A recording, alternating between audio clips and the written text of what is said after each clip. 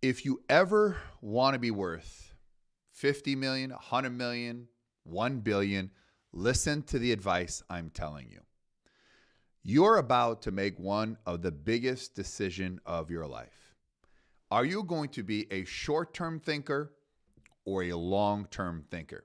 Now, I know it sounds cliche, but being a short-term thinker is the quickest way not to grow, to get stuck, and never to live the best version of yourself. Let me explain this to you.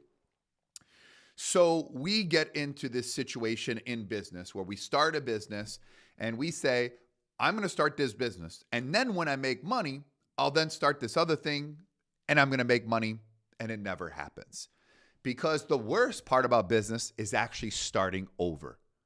Especially when you've achieved a level of success, $100,000, $200,000, $1 million, and all of a sudden you have to start all over again in order to make 10 million, 50 million, 100 million. The problem is we live in a society where everyone, as I said in my previous video, it's a microwave society, a drive-through success. I start a business, I want to be successful. That's why there's been so many cash grabs on NFTs and crypto, and people are just trying to make a quick buck. But are they building a business that's sustainable, predictable, and consistent?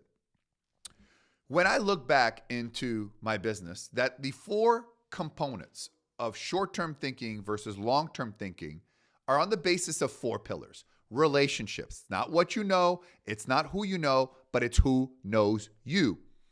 And then you're going to be faced with opportunities, deals. And then there's going to be a financial health. And then third, your brand. Now, relational capital is extremely important because most people don't invest in relationships. Who you spend time with is who you become. Your network equals your net worth. And if you're around people that are worth 50, 100 million or partner with billionaires like I do, you're going to realize every single one of them is a long-term thinker. Now, what does that mean? They don't go for the short-term money at the detriment of long-term wealth. And then opportunities. Sometimes people get into opportunities and they have an opportunity to do a deal or investment, and maybe they're going to put their money at 4% for 10 years, or they're going to get into this deal, and they're not looking that at first, if you want to truly earn your potential, you first have to invest in yourself. You are your greatest asset and your worst enemy. And the big problem is that people think that passive income, I'm going to make passive income. Passive income is a scam if you don't have any money. First, you need to make the money, which means you need to work. This idea of I'm a laptop millionaire and I'm on the beach, that's a bunch of fugazis, people that are selling you courses on how to make online. When they don't make money online, they make money online by selling you program onlines. You need to make the money. You need to invest in yourself. And then once you make that money, you have a decision to make. Do I want to double down in myself? So I just made $1 million. Do I want to double down on myself to get to 5 to 10 million? Or do I want to hedge and diversify? And so when I got to the point of 20, 30 million, I had a decision. Do I go all in? Or do I start hedging and diversifying? Which I did the latter, which got me to a 9-figure business. But looking back, I should have been even a longer thinker. I think that decision of stopping at $20, $30 million and hedging, diversifying, I should have kept tripling down on myself. I should have kept reinvesting myself because you are your greatest asset and your worst enemy. But on the other hand, what I did is I learned how to turn income into wealth. I understand how to make money grow because why rely on brokers or people who make less money than me? I need to understand money. I need to understand this idea of 4%, 6%, or even 10% return is asinine. If you know about money and you know about opportunities and you're a long-term thinker, then what happens is you will eventually make far more wealth by not working than by you earn income working in the business. So how does this all happen short-term, long-term? You're going for the quick money, right? You are selling a product and a service to a client that you probably should not sell because you're saying, hey, I'm going to make $5,000, $10,000, $100,000, whatever that is, because you're worried about yourself. If you take care of the customer, they will take care of your profits and your success rate. And so obsessing on the customer, obsessing on creating a wow experience, obsessing on under-promising and over-delivering. And you do that by investing in a relationship with your customers, with partners, by thinking long-term, because success is not a marathon. Success is not even a sprint. It's a sprint during the marathon. And so that is why 70% of my time is spent building and monetizing relationship, 20% coming up with marketing and branding ideas, and 10% knowing my numbers, facts, statistics, numbers. Because most people guess when it comes to business, around and about, and you can't scale a business or you can't scale your wealth unless you know the numbers. And so my advice to you is short-term thinking is, I know you're getting money now, but saying you're going to make this money now and later you're going to focus on the long term, you will never make the long term. Invest in relationships in the long term. All the follow-up is in the fortune and the follow-up over and over again. And then opportunities. This notion that cash is trash is asinine. Cash is opportunities. I am making more money now because other people don't have liquidity.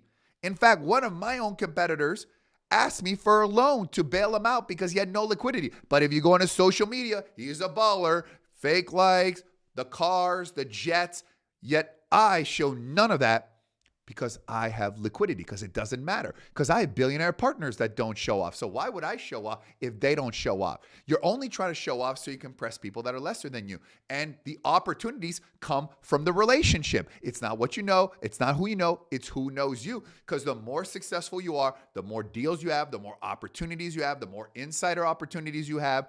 And then you understand your financial health. There will be a number for you that money will no longer matter. If you have no money, of course it's about money. People say, JT, I don't care about money. Money doesn't bring happiness. My question is, do you even have any? How do you know? How do you know that money doesn't bring happiness? So there will be a number where it doesn't matter for me. For me, I remember my first million, what I did is I made $1 million. And after I made $1 million, my coach says, put it away and start over. So if you ever go broke again, you're going to start with $1 million. And I wanted to buy the cars and the jets and the watches. Not that I could afford a jet at that million, but the idea is because that's what I thought success was, and it wasn't. So I know that if I ever go broke, I don't. I start off as a millionaire. That's my threshold. And then I realized that the financial health is that once I got to $7 million, I remember I was 27 years old, I stopped caring about money. Money doesn't drive me anymore. In fact, I couldn't care less about money. And so now I could keep reinvesting, doubling down, because I knew the money I had was taken care of. And then the rest, I can make some strategic decisions. And the most important decision on long-term thinking is investing in yourself, and that's investing in your brand. You'll see a lot of my pictures and celebrities and things. In fact, I'm about to meet Tom Brady very shortly. I met Paul McCartney, Julia Roberts, Stallone, Pacino, Schwarzenegger, Mark Wahlberg. I mean, you name it. Calvin Klein, Donna Karan, countless billionaires, because I invested in my brand. I invested in long-term relationships. I never went from the, hey, I'm going to do this. I'm trying to get money now. Sometimes in order to think long-term, you got to keep bringing value, value, value, value.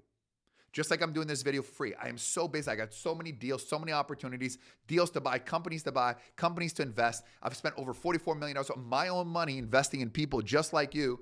And I'm swamped, yet I'm doing this video to add value because this is free. And I feel that if I add value and you see the value that I bring, maybe you're going to like and comment on this channel, which I'd really appreciate. Maybe you're going to subscribe, which I also would appreciate as well, because I realize that it must be a reciprocal relationship. That's why if you want to watch me do business, if you want to be in my network with billionaires and the world's most successful people, and you want to see the deals we do, join the founders. It's free. Click the link below. If you want me to invest in you, the link there is also below. I'll fund your deals. I'll fund your companies if we build a relationship. Right? Because there's plenty of deals. There's plenty of companies. If you want 5 of my courses, everyone here on YouTube is trying to sell you their courses. I will give you 5 of my courses for free in the link there. That's an example of relational capital. Giving, giving, giving, giving. Not saying I'm too cool, I'm too this. It's about giving value. And the minute you understand the long-term thinking, you will live the life that you want to deserve. You'll start earning your worth, and you'll realize that, wow, I'm actually making it. But if you're always in the short-term thinking, it's like a constant race.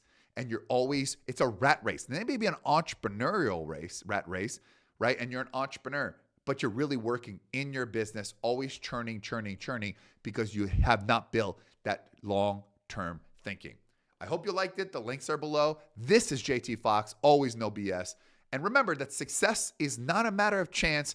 It's a matter of choice. You have the power to choose because life does not give us what we want. Life gives us what we deserve. I can't wait to meet you.